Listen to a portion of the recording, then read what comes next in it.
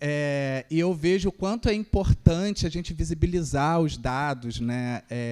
Trazer luz para coisas que, às vezes, estão escamoteadas, estão submersas, estão subterrâneas, enfim, para que a gente possa atacar, de fato, o problema, né? Então, essas porcentagens, essas estatísticas, os dados, eu acho muito importante que tenham as intersecções, né, para a gente conseguir fazer análises mais robustas, mais aprofundadas do que realmente vem acontecendo, né, já que estamos aqui consensuando que o suicídio não é algo da cabeça apenas, né, que ele está relacionado a uma questão social, né, é uma chaga social, é uma doença social, né.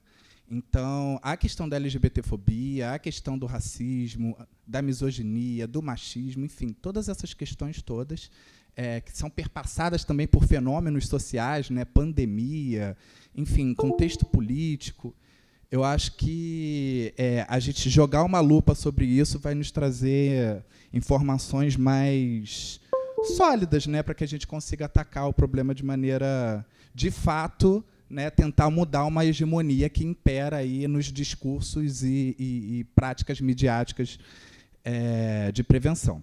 Bom, dito isso, eu queria chamar à mesa a professora doutora Denise Tavares Silva, né, que é professora aqui da Universidade Federal Fluminense, Departamento de Comunicação Social, também é professora do programa de pós-graduação em mídia e cotidiano, e uma das líderes, junto com a minha orientadora que está ali, Renata Rezende, do grupo de estudos e experimentações do audiovisual Multis. Por favor, professora, que também coordena a organização do evento, que, aliás, eu queria também agradecer aí todos dos bastidores, né, que está fazendo isso tudo acontecer, fotos, mídias, como chegar até aqui, resumo da mesa, resumo dos participantes. Então, essa galera toda que está aí do lado de fora fazendo esse evento acontecer, muito importante, muito obrigado.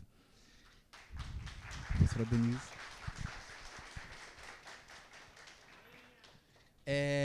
Queria chamar à mesa também o doutor em Ciências pela Faculdade de Saúde Pública da Universidade de São Paulo.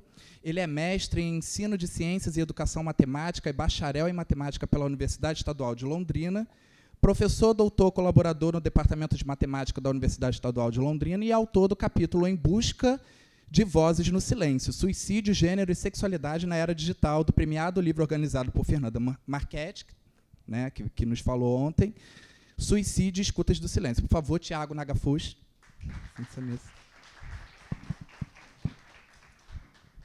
Convido à mesa também, por favor, a psicóloga, mestre em Ciências da Saúde pela Universidade Federal de São Paulo, Unifesp, e membro da Associação Brasileira de Estudos e Prevenção do Suicídio, a ABEPS. Compõe a equipe do Instituto Vitaleri, que a gente ouviu daqui a pouco, né, de prevenção e pós-venção do suicídio desde 2014. É coordenadora e facilitadora aos sobreviventes do suicídio na Vila Mariana, em São Paulo. Idealizadora do site www.posvençãodosuicidio.com.br, que traz informações dos locais de ajuda a pessoas em luta por suicídio. Ministra cursos e capacitações no âmbito de prevenção e pós-venção do suicídio. Por favor, Elis Regina Cornejo. Elis, se eu falei alguma coisa que não consta, ou que está errado, ou que, por favor, ajuste. Tá? Vamos começar, então, por favor, professora Denise. Tentarei ser rápida, porque minha voz é sensual, né? Depois não vai sobrar para ninguém depois que eu falar, né? Com tanta colocação. Bom, aqui, né, é o painel 5, tal. O meu trabalho, minha pesquisa, né, eu trabalho com audiovisual, minha pesquisa está vinculada, então, às narrativas audiovisuais. E eu vou trazer aqui para vocês, né, inclusive por conta do tempo, uma breve abordagem do porquê eu acho relevante a gente começar a pensar também que a contribuição da mídia, ela não é só informativa, né, ela também é imaginativa, ela é formativa. E a gente esquece, eu sempre brinco com meus alunos e falo, como é que você pensa uma rainha, né? Ninguém nunca viu, ou a maioria das pessoas nunca viu uma rainha, né? Mas nos filmes, as rainhas sempre têm todos os dentes lindos, né? É maravilhosa, etc. Então, esse processo, esse acesso, esse contato, né, com as produções midiáticas, principalmente as audiovisuais, e a gente está desde a metade do século passado, a gente tem, né, uma overdose, digamos assim, né, o acesso ao audiovisual, mesmo a produção, ela é muito formativa da nossa capacidade de imaginar e pensar. Então, não sei quantas pessoas que estão aqui que, de fato, conhecem ou conheceram alguém que se matou, tem alguém na família, que referência que existe, né?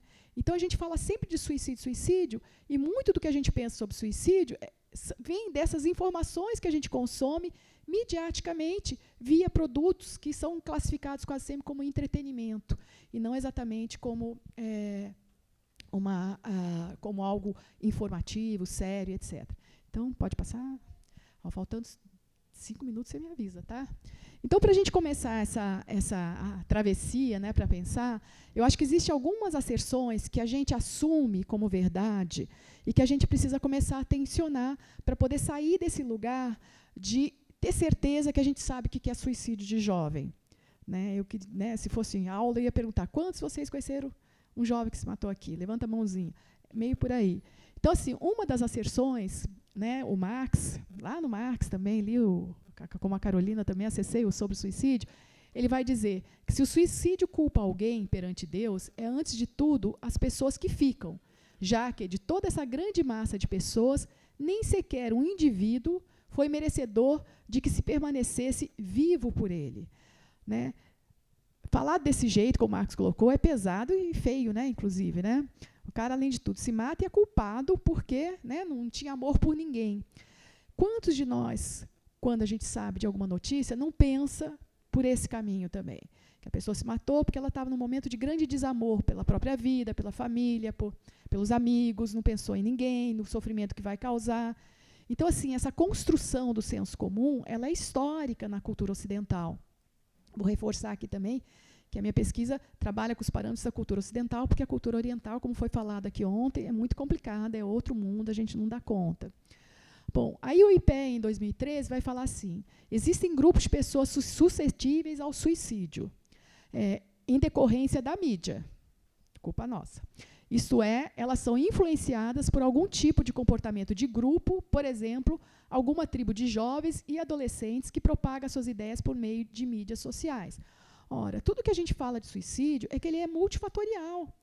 A gente não pode ficar com esse imaginário, né, e a gente fica, porque isso aí é uma tecla que é batida muitas vezes, e a gente assiste muitos filmes e séries e documentários que bate nisso, que no final foi aquele ponto decisivo que o copo transbordou. Existe uma série de metáforas, inclusive, que a gente aciona para dizer por que a pessoa se matou. O Boletim Epidemiológico do Ministério da Saúde de 2014 vai dizer que 84% dos casos de suicídio ocorrem na residência, o que contribui para reforçar a ideia de uma relação de ausência dos familiares em relação a quadros depressivos, especialmente, que, em tese, poderiam ser percebidos.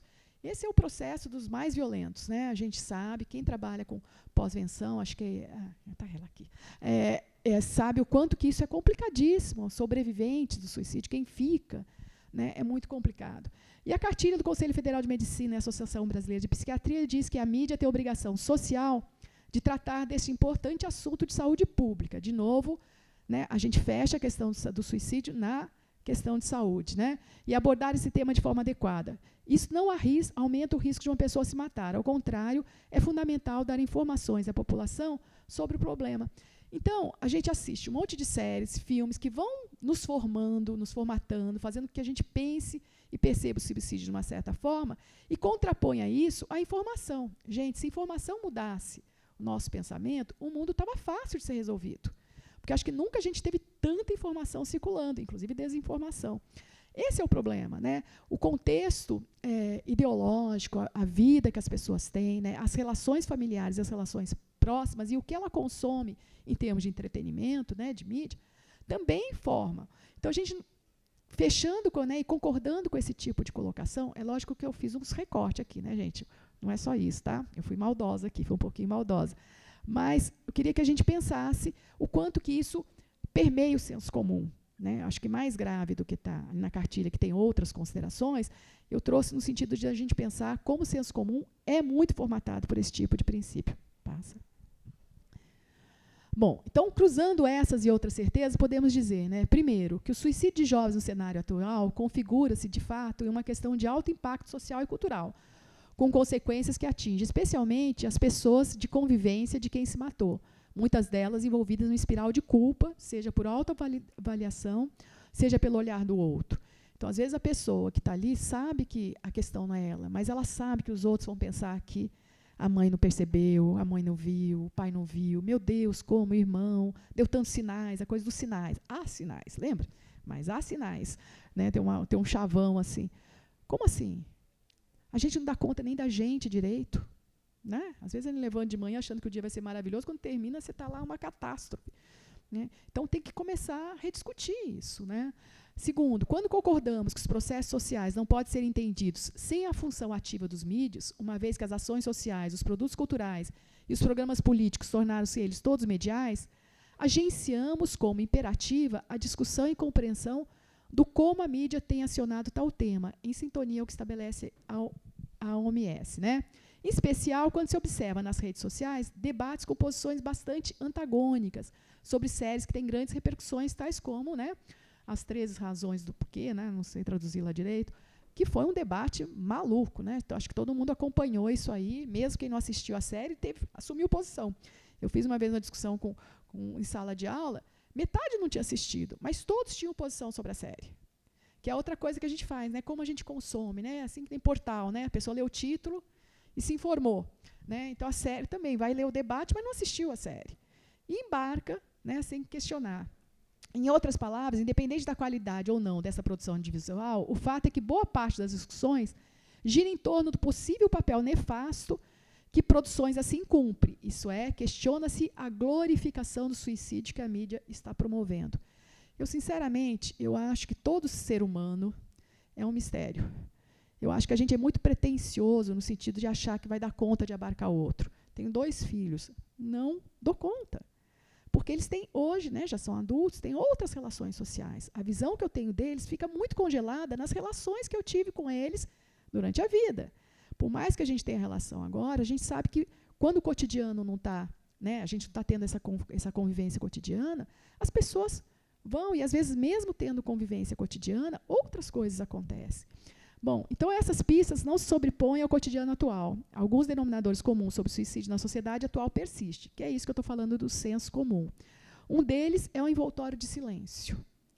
Infelizmente, a gente sabe que o tal do tabu, né, o máximo que a gente tem quando a gente descobre que alguém se matou, fica sabendo que alguém se matou, a gente fala, nossa, que dor, né? E morre aí a história. Né? Por quê? Mesmo que sejam pessoas que a gente tem algum tipo de relação. E, ao mesmo tempo, a gente acha que sabe tudo de suicídio, porque a gente está sendo formado por produções assim. Passando. Correr aqui, gente. Enfim, olhando agora para as narrativas audiovisuais sobre suicídio de jovens, né? Tem uma pesquisa que foi feita em Utah, Estados Unidos. Eu não gosto muito de usar, porque a cultura norte-americana é muito diferente da nossa. Mas, ao mesmo tempo, os nossos jovens consomem majoritariamente, essa foi uma pesquisa que eu realizei junto com minha bolsista de iniciação científica, a Júlia Cruz, maravilhosa, majoritariamente consome produções estadunidenses sobre a temática. Então, a gente fala que não tem nada a ver, mas tem tudo a ver. Porque, em termos de imaginários, imaginação e achamentos, digamos assim, né, é essa cultura que é consumida. São essas produções que são majoritariamente consumidas. Então, aqui citei o Só os Brancos Morrem, né? Até fiz o outdoor lá fora. Não é outdoor, aquele treco lá fora. Painel, pôster, né? Que eu adorei essa frase, na verdade, é da Júlia. Ela criou um artigo, apresentou em congresso, e eu adorei, porque foi isso que ela constatou. 90% das produções sempre eram sobre brancos, meninos brancos de classe média, que morriam. Aí a gente contrapõe isso à realidade brasileira, né? Já foi falado aqui, a gente sabe disso, que as comunidades indígenas, o mais alto índice de suicídio hoje não são as comunidades indígenas. E aqui no Brasil, estatisticamente, né, apesar da subnotificação, a gente sabe que o homem morre mais e a mulher tenta mais se matar. Né? E existe um pareamento entre homens brancos que morrem e homens negros e pardos. Agora, são dados confiáveis? A gente nunca tem muita certeza, porque existe uma subnotificação, e a gente sabe que a classe média né, quanto mais alta, mais tende a esconder. Isso também é uma estatística. Né? Omite, porque tem até um outro chavão que circula no suicídio. Como assim o cara se matou? Era rico, tem tudo. Como assim? Então, assim, esse julgamento, né, esse atravessamento social, econômico, etc., ele está presente nas nossas falas, né, mais ou menos irresponsáveis, quando a gente fica sabendo de uma situação. A gente fica solidário à dor, mas, ao mesmo tempo, é muito difícil a gente, né, não julgar. Então, eu queria falar assim, das produções recentes, né, eu comecei a levantar os filmes, a minha proposta foi fazer uma cartografia dos filmes que circularam, e, de preferência, eu queria que tivesse disponíveis ainda nos streaming, ou seja, acessíveis para as pessoas verem. Né? Um marco é o de 1999, foi um ano que teve 3 filmes sobre suicídio de jovens. Primeiro, As Virgens Suicidas, da direção de Sofia Coppola, não sei se vocês assistiram, né, mas é abordado como espera. Garota Interrompida, né, que também gerou prêmio para Angelina Jolie, Oscar e tal. Geração Prozac, né, que também tem inspirado numa obra autobiográfica. Vejam como, inspirado em um caso real, inspirado em uma obra autobiográfica, inspirado em uma obra autobiográfica. E aí a gente tem Os Últimos Dias, né, As Vantagens de Ser Invisível. Esse é uma referência para os jovens até hoje, muito forte. Né? Tem até memes, brincadeira com isso. E a série, Os 13 Porquês, já em 2017. Passa, por favor. Bom, outros filmes que são referência, e acho que é importante a gente olhar para eles, porque tem um dado, que é uma pesquisa, inclusive, da Beatriz Jaguaribe, aqui da UFRJ, que eu acho um dos livros mais bonitos, que, sim, mais interessantes para a gente repensar o contexto que a gente está. Quando ela fala do excesso de real, né, o quanto que a gente está atravessado, né, por esse excesso de real, que mesmo as ficções, né, que são produzidas, tem que estar pautada por essa ponte com o realismo. Né? Ela vai trabalhar esse novo conceito de realismo, mostrando o quanto que essa mudança, né, ela tem sido fundamental para a aceitação e consumo desses produtos midiáticos. Então, levantando aqui, né, a história de Ann Curtis, os documentários, boa parte deles são focados em personalidades famosas. Né? Garoto Interrompido não é, Helena, Evelyn. Não sei se vocês assistiram o Garoto Interrompido, está disponível também no YouTube. O Helena é um filme brasileiro, um dos raros filmes brasileiros, feito pela Petra Costa. Ela foca a irmã dela, que morreu quando ela era pequena. Né? E o Evelyn também é um filme feito por um diretor inglês, né? E que também vai contar. São 3 documentários, eu trabalhei os 3 num texto, porque eles me interessaram, que foram documentários feitos por cineastas cujos familiares tinham cometido suicídio. Né? E, assim, nesse texto que eu trabalhei, uma questão importante para mim foi perceber a ausência e como é impossível, né, a gente descobrir quem era a Evelyn, descobrir, sabe, quem era a Helena, porque elas são pedaços, mesmo sendo filmes construídos com registros audiovisuais, né, porque essas pessoas tinham acesso a isso, a Helena, a família rica, tal, foi muito filmada, apesar dela ter morrido lá nos anos 80, tal, tinha filmes dela. A gente nunca consegue ver quem são essas pessoas, ou seja, são protagonistas de filmes e não são ao mesmo tempo. Eles são protagonistas construídos por uma narrativa sobre eles. Então, é sempre olhar de quem está fazendo o filme sobre aquela pessoa. E aí a gente compra aquilo como verdade, a gente passa a ver essa pessoa a partir desse conjunto de olhares e de registro, da forma como é editado, e, na verdade, a gente não está vendo isso. A gente está vendo a dor de quem sobreviveu. Isso a gente está vendo. E as estratégias de quem sobreviveu para sobreviver. Né? Como trabalhar essa dor intensa de ver seu filho que se mata. Né? O Garoto Interrompido, para mim, é o mais pesado deles nesse sentido, porque tem uma narrativa de causalidade muito, muito grave. Então, começa já com o garoto desde 5, 6 anos, ele estava na escolinha, lá no jardim, e falou que queria morrer.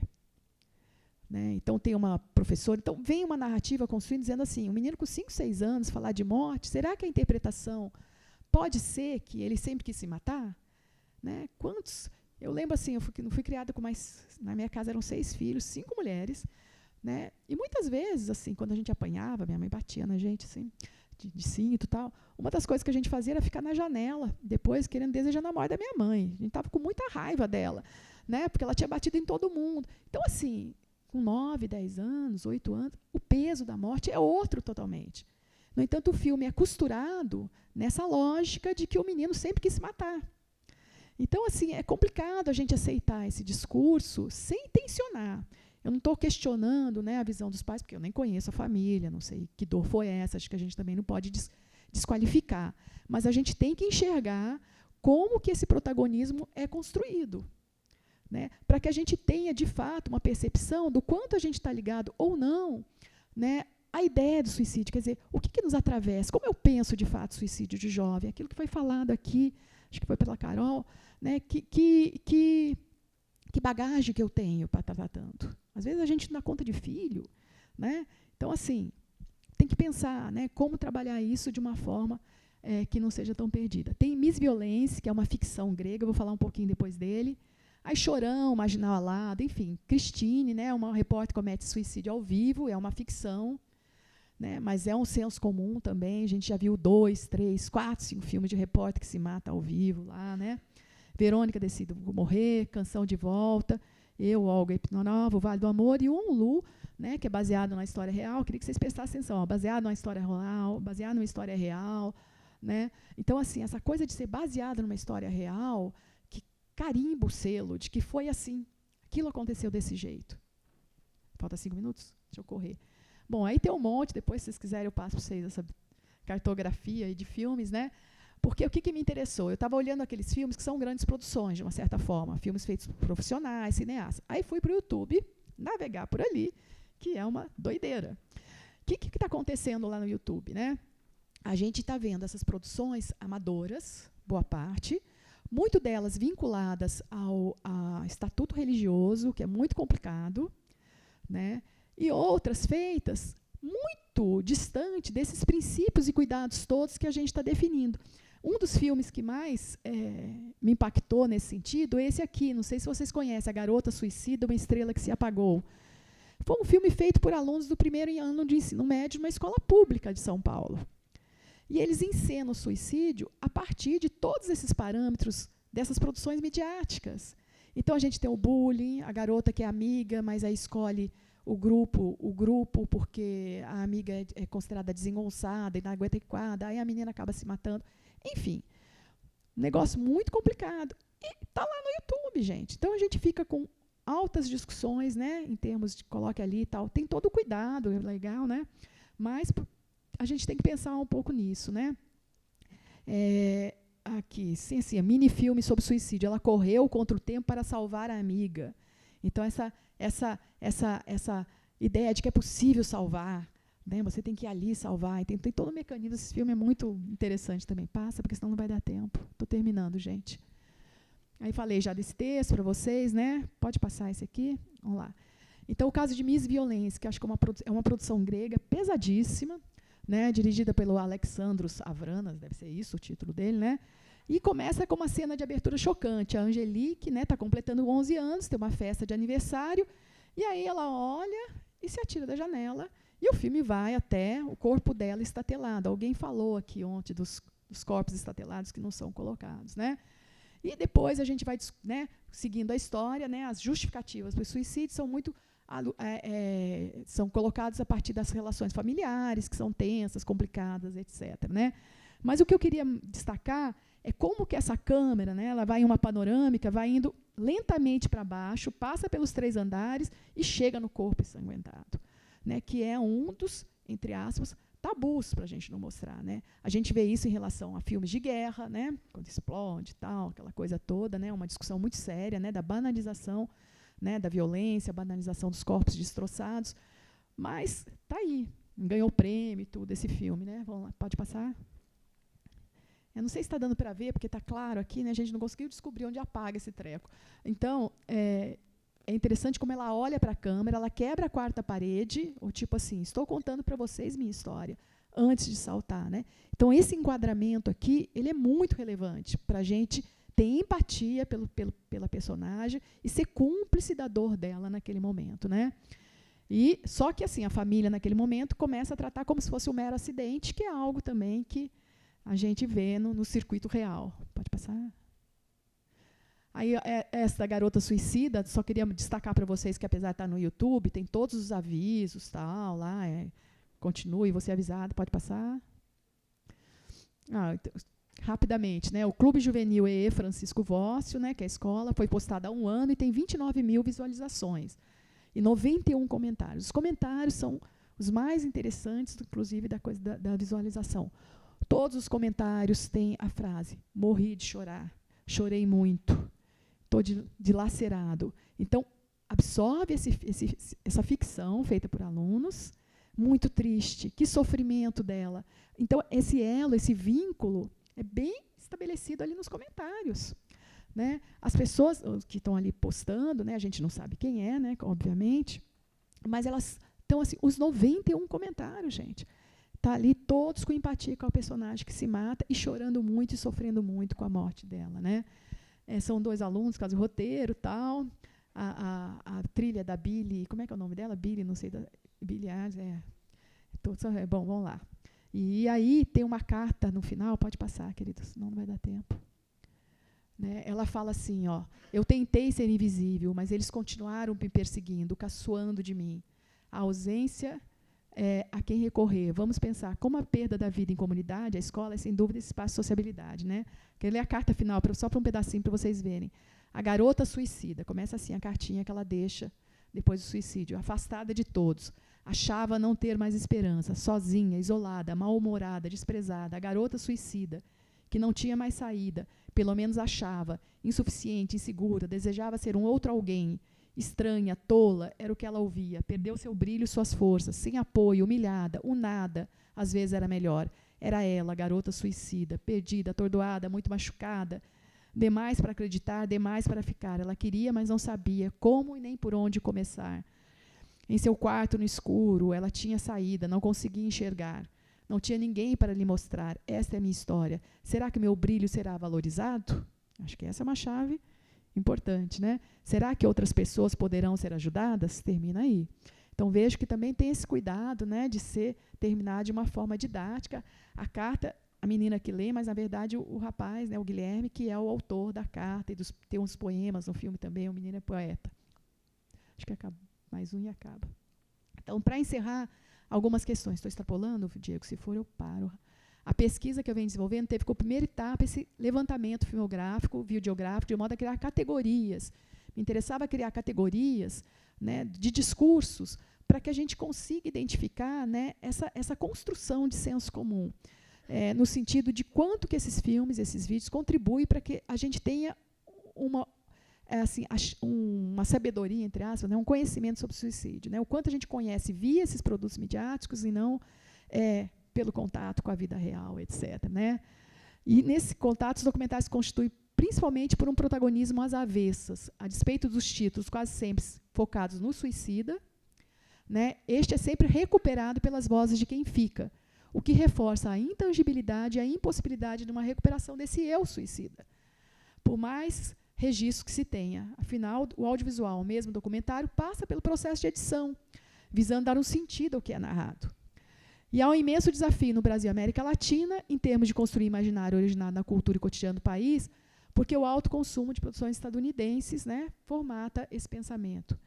E hoje a gente tem um agravante perverso com o crescimento vertiginoso de certas igrejas pentecostais que vinculam o suicídio ao diabo. Né? É óbvio, quero fazer uma ressalva que não são todos, mas tem uma delas que faz homenagem todo mês com foto e a data do suicídio, a foto das pessoas que se mataram, e com uma trilha sonora, né, geralmente, como é que a gente fala, meu Deus, clássica, né, dessas músicas clássicas, em que a justificativa para essa sequência de fotos de jovens suicidas é estar fazendo uma homenagem aos suicidas. Todo mês, gente, tem 20, 30 jovens que estão ali. Não deu para entender que homenagem é essa, né? É complicadíssimo. E essa mesma igreja que faz isso também fez um vídeo, uma ficção, que eles falam que não é ficção, em que eles vinculam a questão do suicídio ao diabo. A pessoa está tomada pelo diabo e, por conta disso, a pessoa acaba se matando. Que, em termos menos dramáticos, digamos assim, né, menos explícitos, são menos dramáticos, a gente vê também, né, só para não ficar com o chavão do pentecostal, nas religiões espíritas, né, na religião espírita, kardecismo, que também fala muito do Vale dos Suicidas, né? Eu fui espírita um período da minha vida, eu morria de medo desse vale, sabe, porque era terrível. E eu lembro da novela, né, gente? Quem não lembra da novela? Eu sonhando, eu sempre falo que tem que existir céu, porque a gente dá um duro danado aqui. Minha imaginação é ficar numa redinha conversando com gente que eu gosto. Quero ir para o céu, não ir para aquele lugar. Então, assim, eu prefiro acreditar no céu, tomara que, né, que aquilo lá. Mas tem isso aí, né? Então, acho que é basicamente isso. Acho que é isso. Acho que nem botei obrigado. Quer ver? Não botei, gente. Perdão. Mas é obrigado.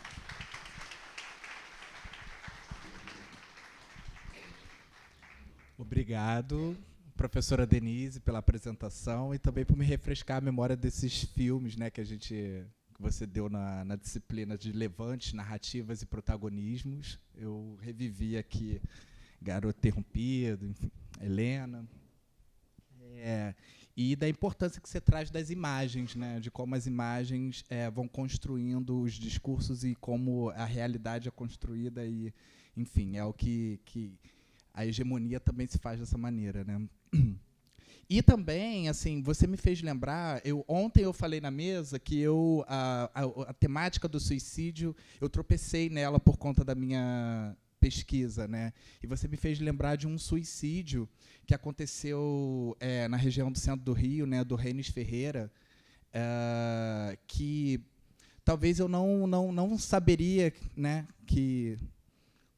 da ocorrência do suicídio se não fosse o movimento social, né? Porque esse suicídio não foi para a mídia tradicional, né? Para o jornalismo impresso, enfim, ou digital, né?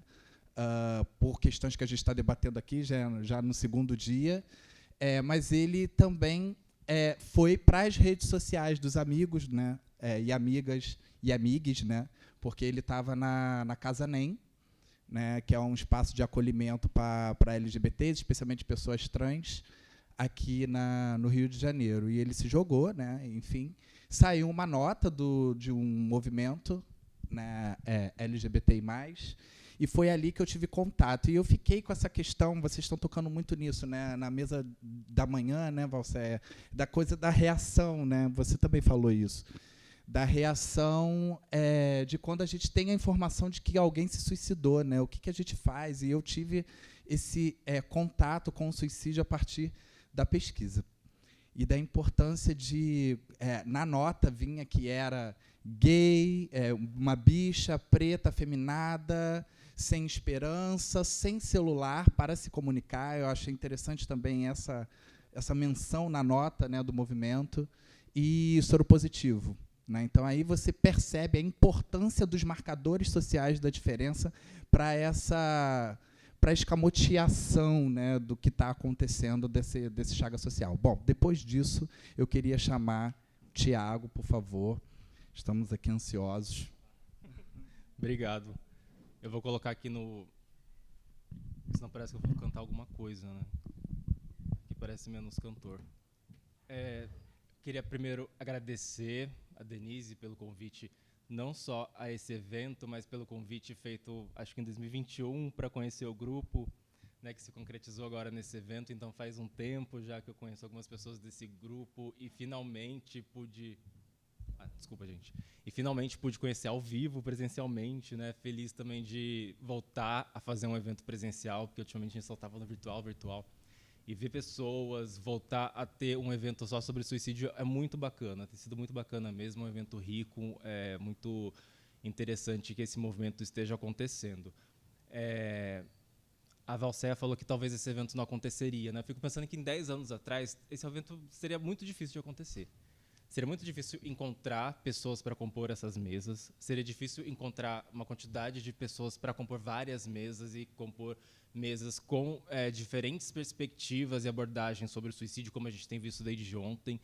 Então, a gente não precisa nem ir muito longe. 10 anos atrás, quando eu comecei a pesquisa de doutorado, talvez fosse muito complicado reunir esses especialistas e essa plateia para falar sobre esse tema muito caro, né? Eu tive a sorte de, quando eu entrei no doutorado, de ter, primeiro, um orientador que topasse todas as loucuras e, segundo, ter no grupo a Fernanda. Então, ela foi uma grande pessoa que me ajudou na minha formação como pesquisador e também me ajudou muito nesse entendimento do suicídio.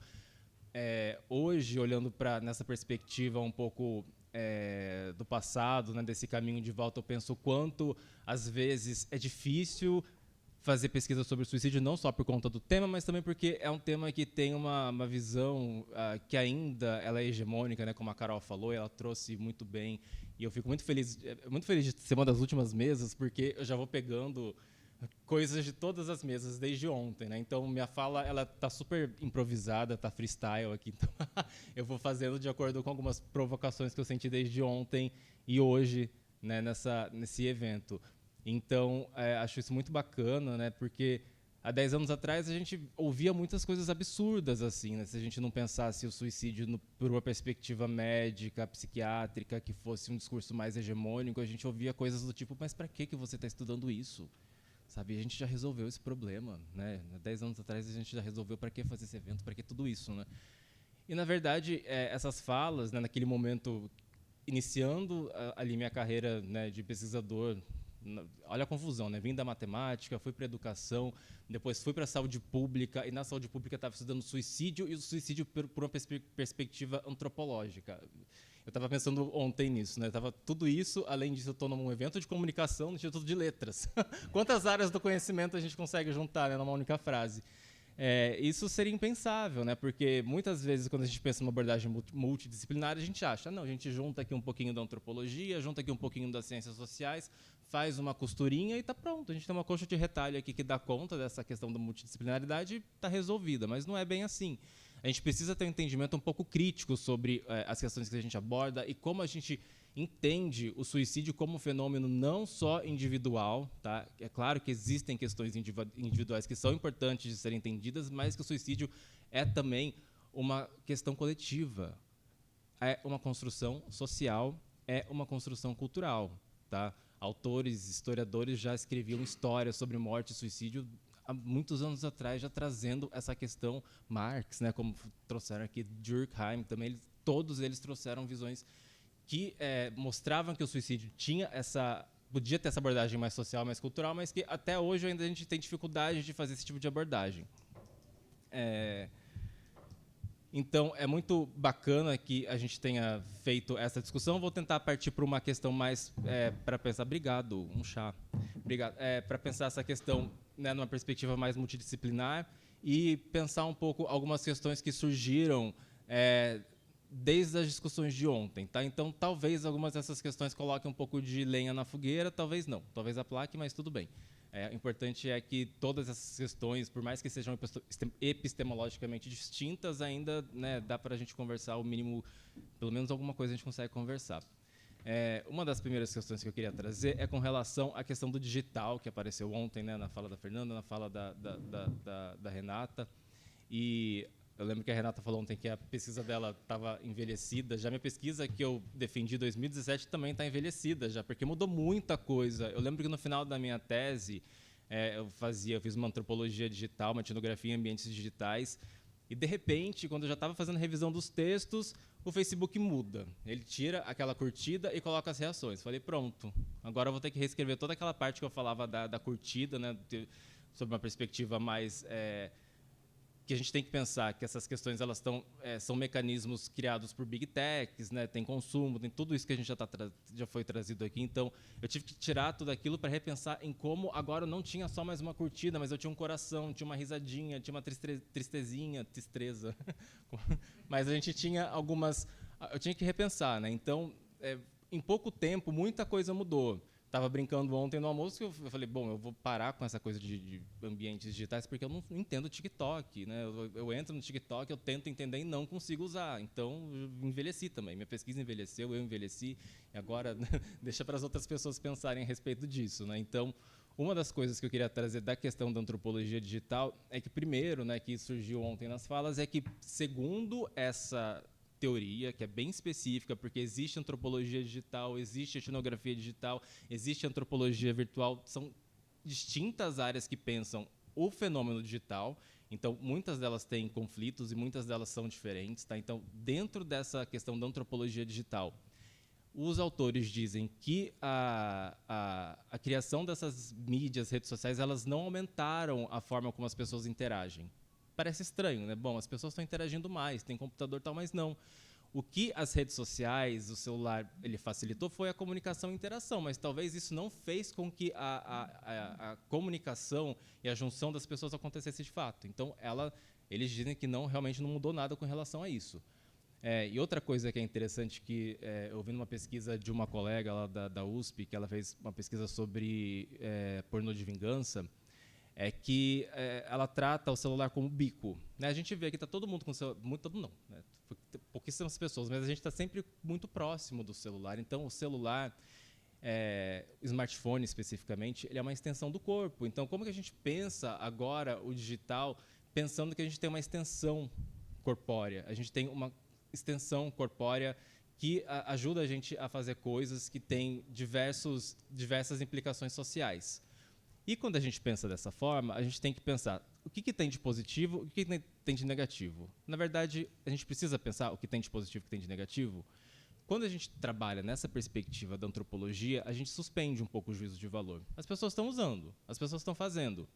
Para qual uso elas estão fazendo, para qual finalidade elas estão fazendo, a gente vê depois. Mas primeiro a gente constitui uma ideia do como essas pessoas estão usando e de como esses objetos, né, digitais, eles entraram na nossa vida de forma a fazer parte do nosso corpo. Né? Então, todas essas questões são muito interessantes de se pensar quando a gente pensa em mídia, quando a gente pensa em antropologia digital, quando a gente pensa em fazer pesquisas em ambientes digitais. Existe a questão do campo, que a gente perde completamente a noção do que é o campo, do que deixa de ser o campo, quando a gente faz uma pesquisa, por exemplo, etnografia em ambientes digitais. Porque a gente perde a noção mesmo, né? Às 10 horas da noite, a Renata comentou que às vezes recebe notificações dos grupos. Eu estou em grupo que eu entrei lá em 2010, né? Não tão longe. E ainda recebo essas notificações, sabe? Embora não tenha mais interesse, mas estão lá. Vai aparecendo esses grupos, essas informações continuam aparecendo lá para mim. Outra questão também que eu acho interessante a gente tratar é da questão de que é difícil a gente pensar o suicídio e não pensar nas consequências desse ato. Tá? Então, quando a gente pensa um pouco nessa questão da antropologia, a gente também tenta fazer uma suspensão de juízo para pensar a alteridade. Se a pessoa considera o suicídio, então a gente tem que considerar junto com ela o que ela está pensando sobre o suicídio. Se a pessoa tem uma dor profunda, a gente precisa entender essa dor profunda por meio de uma suspensão de juízo. Como pesquisador, eu não posso chegar e falar assim, não, está errado essa dor aí, corrige, sabe, vai para terapia, né, vai fazer alguma coisa. Então, é importante a gente entender o suicídio a partir de um lugar que a gente não está entrando numa perspectiva de fazer um juízo de valor do que uma pessoa está pensando ou não. Então, nessa perspectiva antropológica, a gente faz essa suspensão de juízo para poder entender melhor o fenômeno do suicídio. E uma coisa que surgiu bastante, essa questão de horizonte,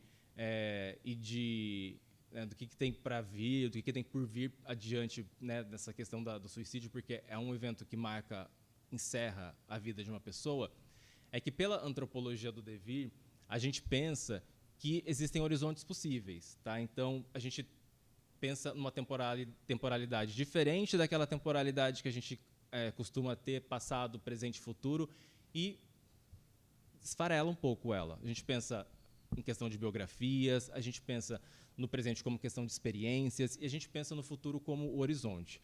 O devir é um termo que vem do Deleuze e do Guattari, lá em Mil Platôs, então é um conceito muito difícil, muito complicado, não daria tempo nem de começar a falar sobre isso aqui, mas a gente pode tentar começar a entender essa questão como um vir a ser, uma questão que a gente está sempre em transformação, a gente está sempre chegando a ser alguma coisa e chegando a ser alguma coisa que não é definida, a gente não tem uma identidade pronta.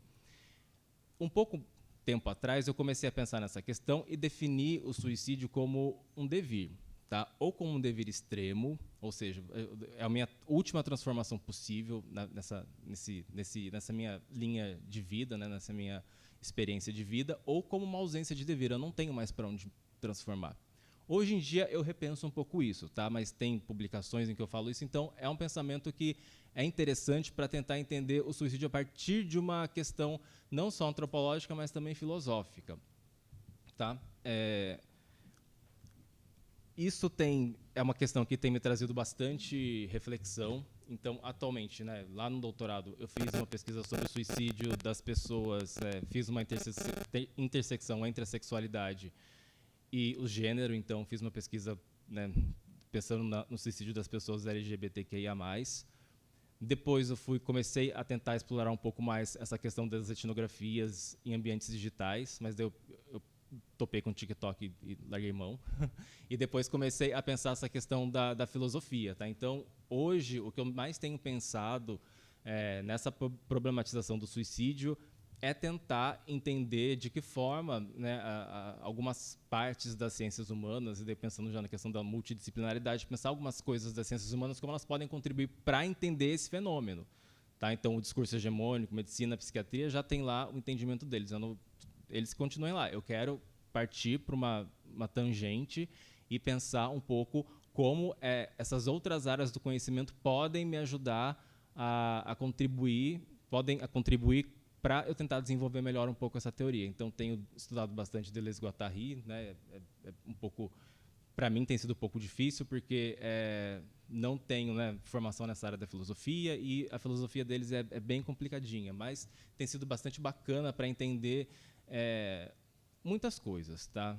Inclusive, o Deleuze ele se matou, né? Ele se jogou do prédio dele lá em Paris, quando ele estava muito doente. Então, isso, quando eu soube, isso transformou minha leitura. Então, inclusive, a minha experiência com relação ao texto dele se transformou quando eu soube disso. Então, isso foi uma coisa que impactou bastante na minha leitura e no meu entendimento também da questão do suicídio. Tá? Quanto tempo eu tenho ainda? Tenho relativamente um pouco de tempo ainda. Eu fiquei pensando, então, para tentar seguir um pouco na trilha do encerramento dessa fala, né, que esse evento ele se propõe a fazer uma construção, pausa dramática para a água, uma construção coletiva multidisciplinar, né? Então a gente está pensando numa construção coletiva multidisciplinar. A gente viu diversas abordagens, diversas vertentes aqui. Desde ontem a gente tem visto diversas perspectivas. Isso tem sido muito bacana. E como que a gente consegue partir de uma experiência multidisciplinar e tender para uma experiência interdisciplinar, tá? Entendendo a questão da interdisciplinaridade como uma dança entre os conhecimentos. Tá? Eu não quero só pegar aqui um pouquinho das ciências humanas, eu quero pegar aqui um pouquinho da comunicação, mas eu quero saber como a gente pode imbricar, como que a gente pode fazer uma valsa, como que a gente consegue fazer um acompanhamento, uma linha, uma trajetória que a gente consiga se comunicar. É claro que diversas perspectivas teóricas podem se chocar por conta de diversas perspectivas epistemológicas, né? A gente não consegue juntar, às vezes, muitas coisas diferentes. Mas o que disso a gente consegue juntar? O que da comunicação a gente consegue juntar da antropologia? Né? O que da sociologia a gente consegue juntar com a filosofia? Então, pensando nesse caminho de dança, né? Nesse caminho de como eu posso fazer essa junção, essa caminhada conjunta. E depois que a Carol falou, hoje eu fiquei pensando também, não tinha programado para falar sobre isso, mas já que eu tenho 6 minutos ainda, agora 5, esse 1 minuto se prolongou bastante, pensar um pouco a questão da prevenção do suicídio. Tá? Eu não ia falar sobre isso porque é um tema que eu acho bastante espinhoso, bastante difícil de falar, porque a gente pensa que a prevenção do suicídio a gente faz só com ações, mas eu acho importante falar disso, porque é uma coisa que apareceu nas falas, né? A gente viu ontem nas falas, né, tanto do Diego quanto do Paulo Vitor, que essa questão, né, a gente ainda não pensa muito sobre esses marcadores sociais da diferença. Né? A gente pensa, mas a gente não consegue efetivamente construir uma forma de fazer prevenção. Né? Então, quando a gente pensa numa forma de fazer prevenção numa cartilha, será que uma cartilha ela realmente pode dar conta de prevenção? Gente, prevenção é uma coisa difícil. Tá? Será que uma cartilha ela pode dar conta? Ela pode dar conta de certa parte, ela pode dar conta de algumas coisas. Só que a gente falou da população LGBTQIA+, e junto com a população negra, se a gente não fizer políticas de proteção vinculadas às políticas de prevenção. Com essas populações não adianta, gente, não adianta. A gente vai ficar chovendo no molhado, a gente vai continuar falando disso. 10 anos do começo da pesquisa eu vou falar disso, daqui 20 anos eu vou continuar falando da mesma coisa e as taxas vão continuar. Primeiro que não vão continuar porque a gente não tem taxas. A gente vai continuar não tendo taxas, a gente vai continuar não tendo informações para poder basear políticas públicas e a gente não vai ter, inclusive, nem como formular, né, algumas políticas que elas atravessem não só o ambiente das, sei lá, legislativo, mas também comecem a funcionar nas universidades, nas escolas, sabe, nos diversos pontos sociais, né? Então, se a gente não começar a fazer isso, não adianta só ficar pensando em pontos específicos, sabe? Então, assim, é bom fazer prevenção, é bom fazer cartilha, mas assim, a gente precisa começar a pensar em questões específicas. Tá? Lá na minha pesquisa de doutorado eu vi que, inclusive, né, LGBTQIA+, se a gente pensar como um grupo só, a gente não consegue pensar uma política pública de prevenção para um grupo só, porque não é um grupo só, gente. É um grupo que tem várias frentes diferentes, especificidades, e quando a gente fala do suicídio, essas especificidades são ainda mais particulares de cada grupo. Então, a gente não pode... Eu parei de falar comunidade LGBT, porque não é comunidade, são diversos atores diferentes que a gente consegue juntar ali nesse conglomerado, mas se a gente não pensar nessas especificidades, não adianta também. A gente vai continuar falando do coletivo, que a gente tem que fazer isso, tem que fazer aquilo. Daqui 20 anos a gente faz outro evento aqui para falar a mesma coisa. Então, essas questões de políticas públicas, elas têm que ser muito mais amplas. Tá? Eu não posso só pensar no local, só no global. Eu tenho que pensar em articular essas duas coisas. Não tem como pensar de forma isolada, né? A Carol colocou lá no começo da apresentação dela, haja consciência, deve começar, haja paciência às vezes também, né? Porque às vezes a gente precisa, às vezes, chover no molhado várias vezes. Mas, enfim, é bom que isso esteja acontecendo, que esse evento esteja acontecendo, que outros eventos aconteçam, que outras frentes atuem, tá? Então, eu já participei de outras coisas extra-acadêmicas, né? Ministério da Saúde procurando, outros agentes públicos procurando, né, porque começaram a ter esse interesse. Hoje em dia a gente tem uma série de pesquisadores, graças às coisas, né, graças à história, graças a algumas pessoas que abriram portas, a gente tem pesquisadores jovens falando temas importantíssimos, tem livros sendo lançados, tem muita coisa, tem esse debate acontecendo. Então, a gente precisa aproveitar esses momentos, criar as tensões, porque tensão a gente tem que criar, tá? A gente está aqui para criar tensão mesmo, para fazer esses choques, para conseguir, a partir desses choques, construir argumentos em comum. E, a partir disso, pensar juntos, né?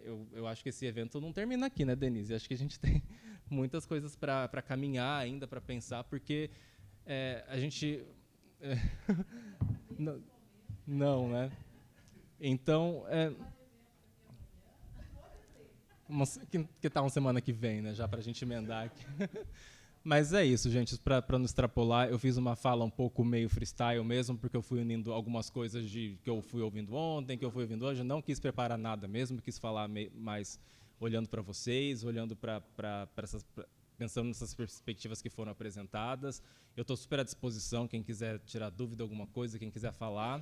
Agradeço a oportunidade de falar aqui, agradeço mais uma vez o convite e vou passar a palavra aqui. Obrigado, gente.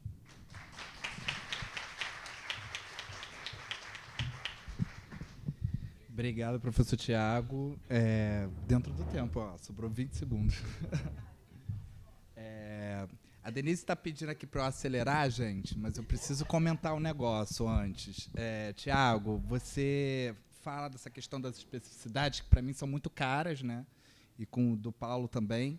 E eu trago um exemplo exitoso, que é o Departamento de DST, e agora IST-AIDS, né, do Ministério da Saúde, que é o programa de IST, ele é reconhecido mundialmente.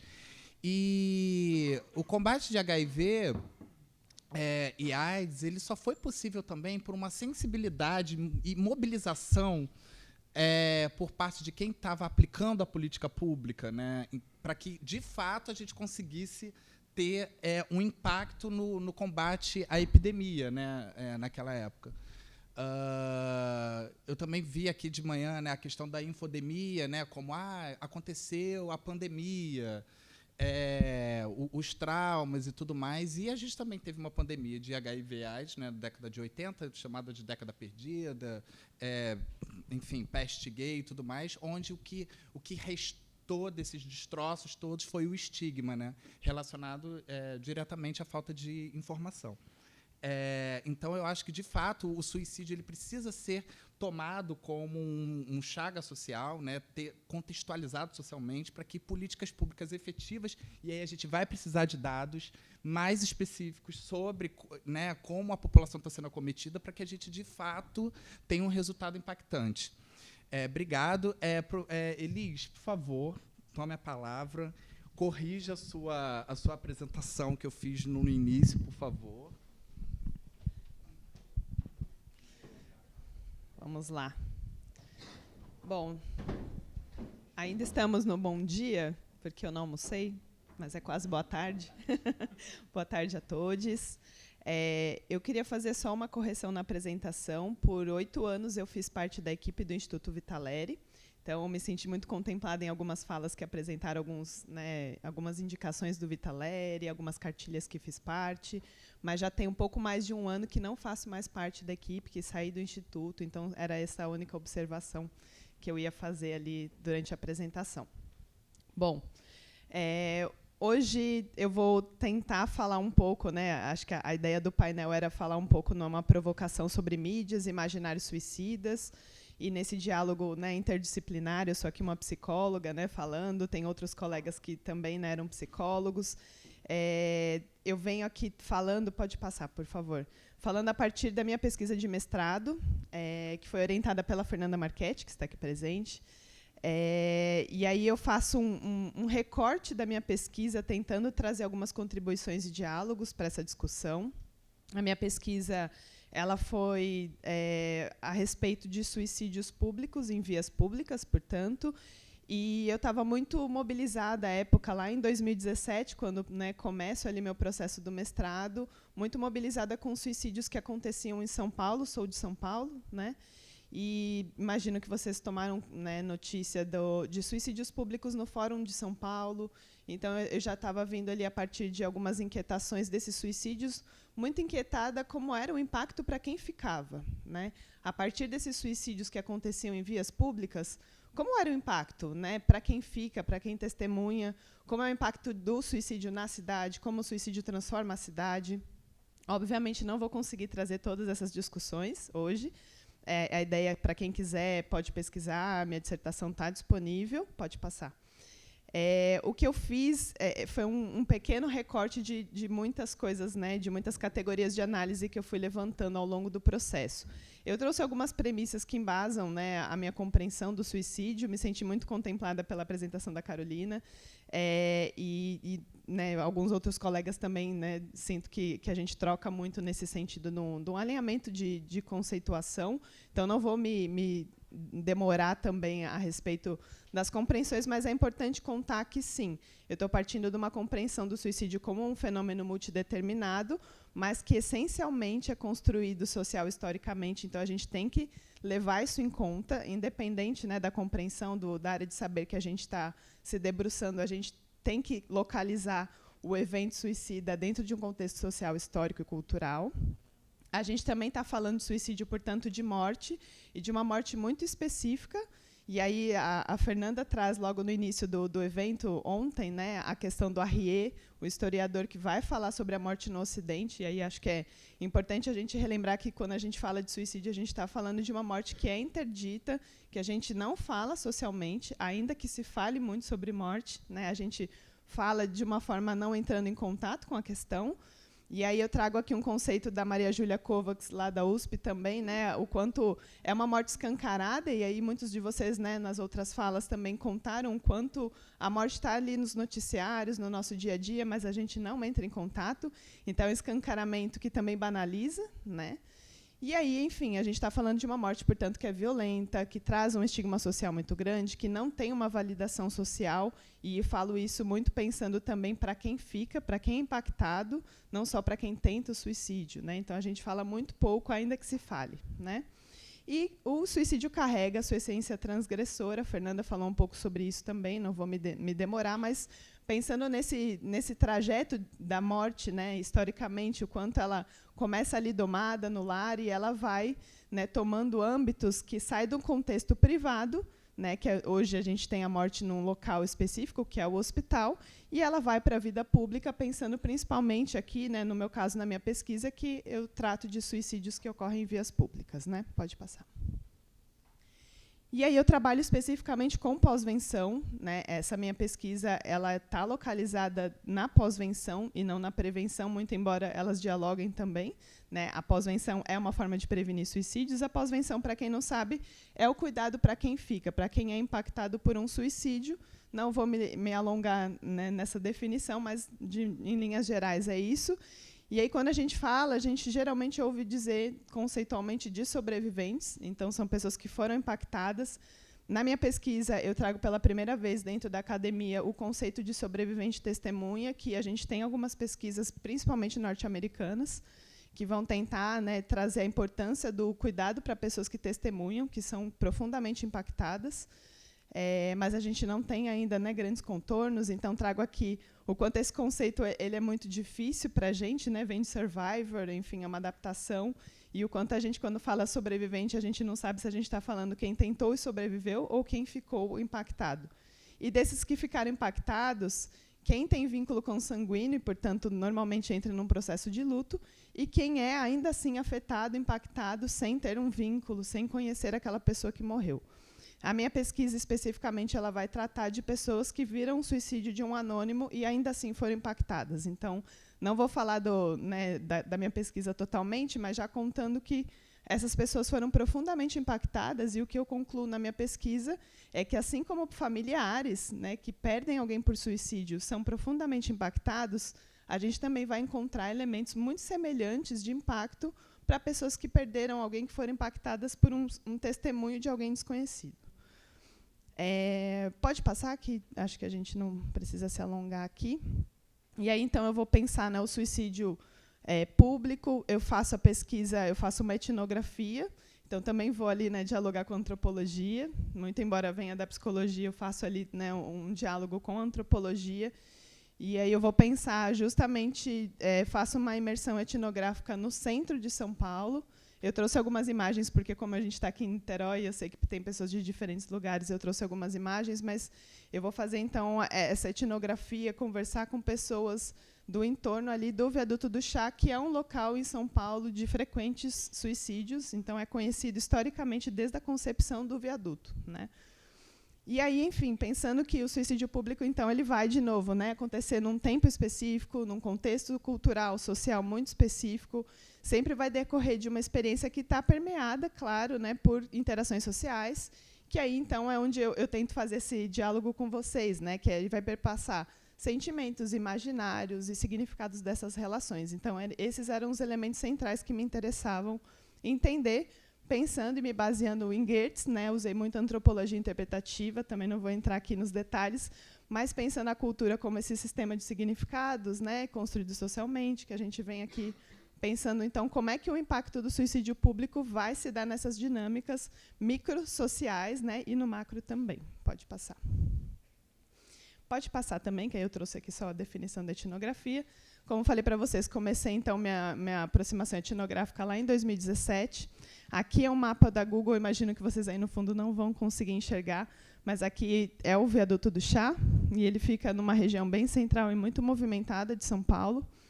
Ela conecta, né, o Centro Novo e o Centro Velho, né? E aí, enfim, usei o diário de campo, alguns recursos audiovisuais que eu não encontrei a tempo para trazer aqui para vocês. Eu produzi um documentário, e é legal até para quem conhece São Paulo, porque a região do Viaduto do Chá está passando por uma inovação, uma revitalização. Então, o Viaduto do Chá, que eu investiguei em 2017, já não é mais o mesmo. Né? E lógico que a gente sabe que nunca é o mesmo, né? Mas esteticamente também não é o mesmo. Né? Enfim, pode passar. E aí, como falei para vocês, né, acho que a ideia era tentar entender essas experiências dos sobreviventes testemunhas. Aqui é uma saída do metrô Anhangabaú, e aqui no fundo é o Viaduto do Chá. Então, vejam, né, para quem não conhece o movimento, né, uma região muito movimentada, e, potencialmente, né, a gente está falando aí de muitas pessoas impactadas por um suicídio que acontece ali nessa região. E aí, então, a ideia era que eu pudesse entender essas significações, as memórias afetivas, né? E aí, não vou entrar nos detalhes, pode passar. Acho que a grande questão, ó, trouxe algumas imagens, mas agora com essa luz que a gente não entendeu como apagar, acho que vocês não vão ver tão bem. Mas aqui está uma ponta, né, que é o Shopping Light. Aqui é o Teatro Municipal de São Paulo, onde eu estou tirando a foto. E ali é o oposto, né, a visão oposta. Então, tem movimentos de carros e movimentos de pessoas. Pode passar. Acho que os outros são todos imagens. Só para vocês terem uma ideia dos atores sociais, né, da cena. Pode passar, por favor. Aqui é a visão de cima do viaduto do Chá. Então, a gente também tem ali, né, pessoas em situação de rua, em vulnerabilidade. E aqui é embaixo do viaduto, né, a parte de baixo. Pode passar. Bom, e aí, dentre as tantas categorias de análise que eu criei para tentar pensar, então, os impactos para quem fica, os impactos na cidade, eu fiz um recorte para pensar a questão do suicídio, né? Então, eu tenho uma categoria de análise que era também interessada em entender como que aquelas pessoas transeuntes que foram impactadas entendiam o que era o suicídio. E aí eu encontrei grandes categorias que se repetiam nessas narrativas, que eram determinantes psicológicos e psiquiátricos, a principal delas, então a principal compreensão era essa, determinantes psicossociais, determinantes econômicos e multideterminações. Pode passar. Eu trouxe uma tabela só a título da gente conseguir visualizar melhor, mas eu vou entrar no detalhe. Pode passar, por favor. Então, sobre determinantes psicológicos e psiquiátricos, né?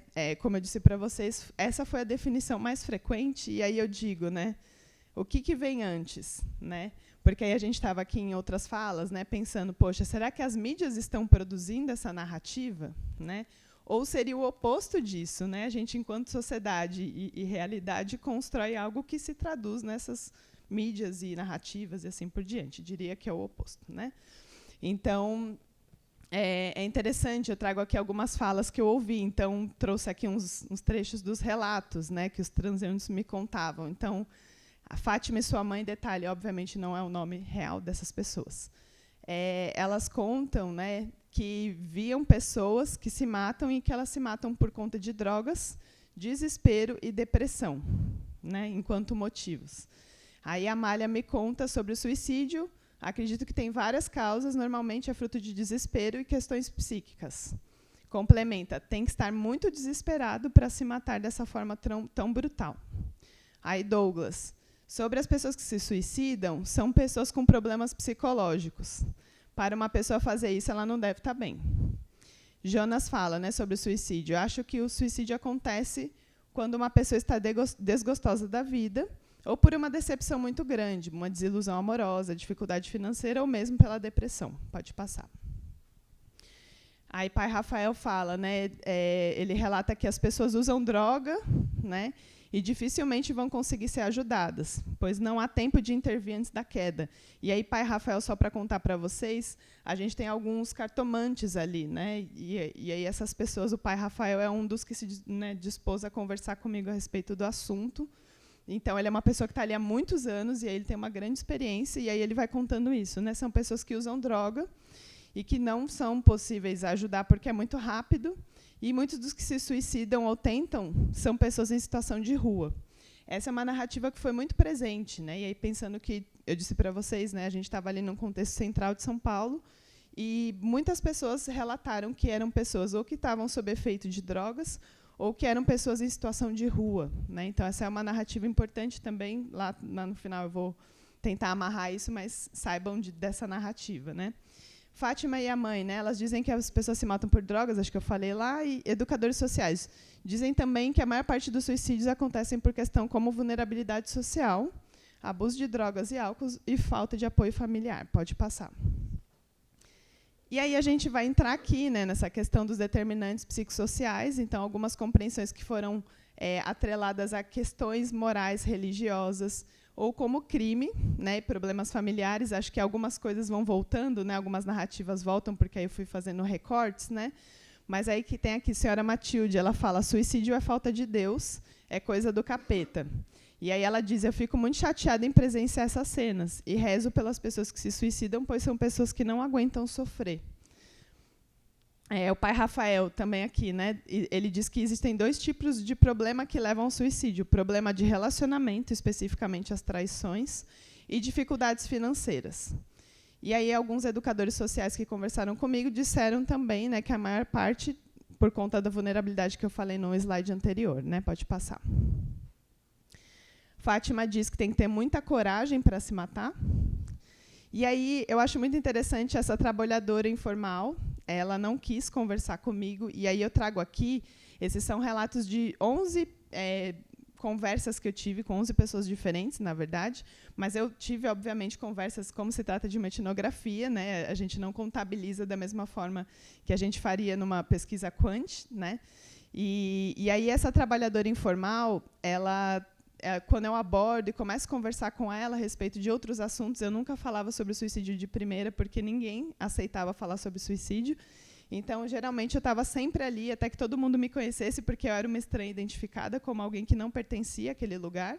Então, até eu, de fato, né, criar um vínculo com aquela comunidade, com as pessoas que frequentavam, eu tive todo um processo. E aí, essa trabalhadora foi muito interessante, que ela me responde. Quando eu sinto que ela já estava ali um pouco mais vinculada, eu pergunto para ela sobre os suicídios. E aí ela me responde: eu não sei de nada, nunca vi nada por aqui. E aí ela fala isso já virando e me deixando falando sozinha. E isso me remeteu muito a uma investigação policial, né? E aí a Carol traz, né, a questão do suicídio como um crime, né, como uma questão policial, e o quanto eu vi isso também por lá, né? Muitas pessoas se negaram a falar, justamente remetendo a ou uma questão comportamental, ou mesmo nomeando como um crime, né? Então, é um elemento interessante para a gente pensar também como compreensão, né? Pode passar. E aí apareceram também questões de determinantes econômicos, né? Então, muitos relatos eu falei aqui, né? Dificuldades financeiras, a questão de desemprego.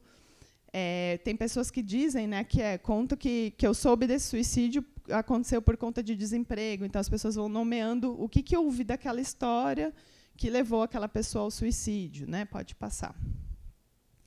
E aí, das 11 pessoas que compuseram a pesquisa, somente 2 pessoas que eu entrevistei, que eu conversei, trouxeram uma noção mais ampla, né, que houvesse mais de uma determinação a respeito do suicídio. E aí a Amália vai dizer, né, que o suicídio tem várias causas e que normalmente é fruto de um desespero e questão psíquica. Então, veja, né, são várias, mas volta aqui ao desespero e a questão psíquica, né?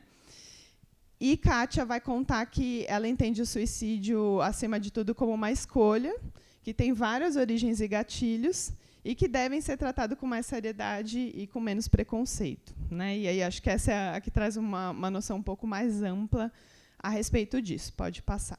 Quanto tempo eu tenho? Deu.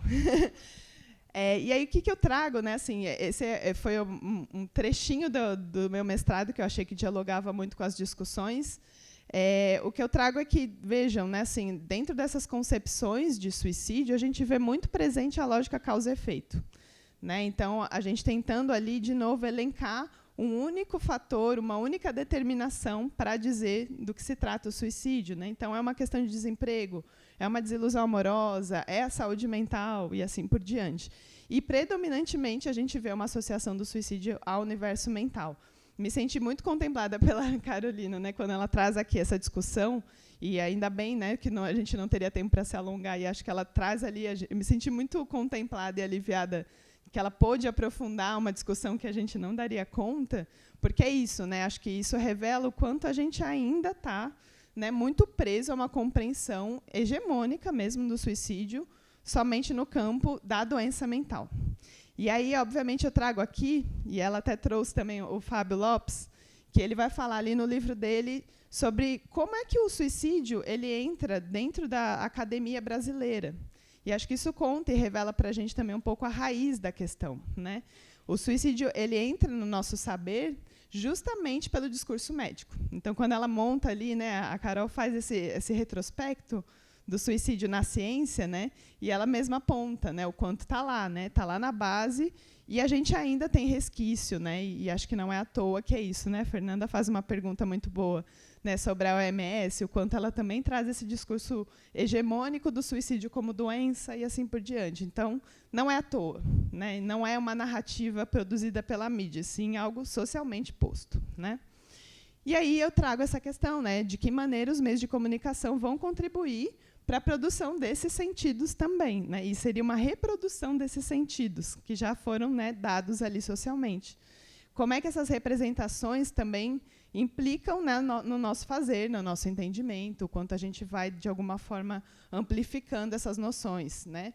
E aí muito me interessa pensar também na questão da pós-venção, e aí trabalho com pessoas que foram impactadas por alguém, né, na perda por suicídio, e o quanto essas pessoas se sentem profundamente impactadas também pela questão da culpabilização, né? A gente individualiza uma questão coletiva, e aí essas pessoas que perderam alguém por suicídio se sentem pessoalmente culpadas, responsabilizadas, e aí a gente vê justamente, né, que vem pela moralização da questão.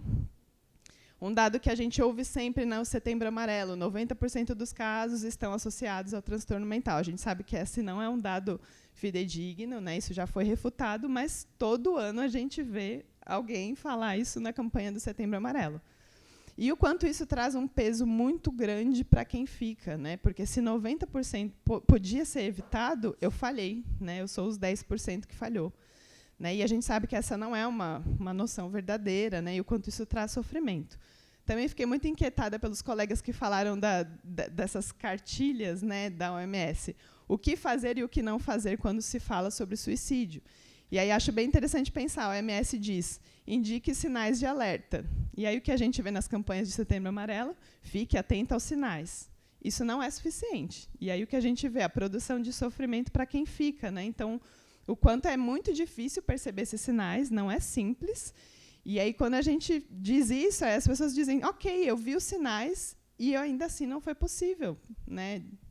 O que eu faço? E aí é angustiante, a gente que atua com isso é muito angustiante, mas é importante dizer que é insuficiente. A gente não dá conta de produzir, ainda que seja, né, com boa intenção, é insuficiente. Não adianta a gente dizer sobre indicar sinais de alerta, né? Isso traz sofrimento também, porque aí os enlutados dizem, poxa, eu devia ter percebido, eu devia ter estudado o assunto para prevenir que meu filho se matasse. Quando a gente sabe que isso não impediria necessariamente, né? Da mesma forma, a OMS diz o que não fazer. E aí ela diz, não oferecer explicações simplistas. Ao passo que o que a gente vê são implicações justamente de explicações simplistas. Suicídio como uma questão de sofrimento mental. Então, ao mesmo tempo que ela diz que não deve ser simplista, o que a gente ouve é isso. É multideterminado, mas os transtornos mentais, mais o sofrimento psíquico, isso na produção da OMS. Né? Então, assim, há uma contradição importante também para a gente pensar. Enfim, aí eu juro que é o último slide. E aí eu trago uma notícia de 2017, que na época mexeu muito comigo, e aí eu tenho esse slide que eu sempre uso em muitas apresentações. Fiquei na dúvida se eu traria hoje ou não, porque fiquei pensando o quanto poderia soar antiético. E aí já digo de antemão que a questão não é, né, culpabilizar quem produziu a notícia, mas problematizar o que está por trás, né, o que nos leva a construir esse tipo de narrativa. E acho que fecha com tudo que eu estou trazendo. Né? Bonito, calmo e saudável. Suicídio de surfista choca amigos. Essa é a chamada. Né? Segundo amigos, Jean da Silva, campeão brasileiro de surf em 2010, tirou a própria vida aos 32 anos. E aí aqui eu trago um pequeno trecho também interessante. A morte do surfista catarinense pegou todos que conheciam de surpresa. O atleta foi encontrado morto na casa dos pais. A causa-morte não foi revelada pelos familiares, mas amigos próximos afirmam que Jean nunca deu sinais aparentes de depressão. Cometeu suicídio aos 32 anos. Nesse domingo, representantes da elite do surf, como Gabriel Medina e Mineirinho, prestaram homenagens ao amigo, tratado com todos como uma pessoa alegre e serena. E aí, o que eu quero trazer aqui para discutir, né? Assim, o quanto, bonito, calmo e saudável, não é esperado que alguém com essas características se mate. Né? Então, a gente já está dando um lugar muito específico para quem se mata. Né? Não é alguém bonito, não é alguém calmo e nem saudável. Né? Não é alguém homem branco, jovem. Né? A gente está falando de que corpos a gente espera que se matem. né? E aí isso dialoga com a fala do Paulo, do Diogo, enfim. A gente está aqui falando justamente de algo importante, né? O quanto ele nunca deu sinais de depressão. Então, vejam quanto é importante a gente romper com essa narrativa hegemônica, porque a gente coloca justamente a sociedade em busca de algo que pode ser que não tinha mesmo.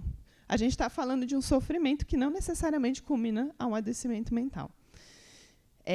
Enfim, e aí uma pessoa alegre e serena, né? O quanto essas contradições estão muito presentes, mas revelam que ainda assim pode haver sofrimento, né?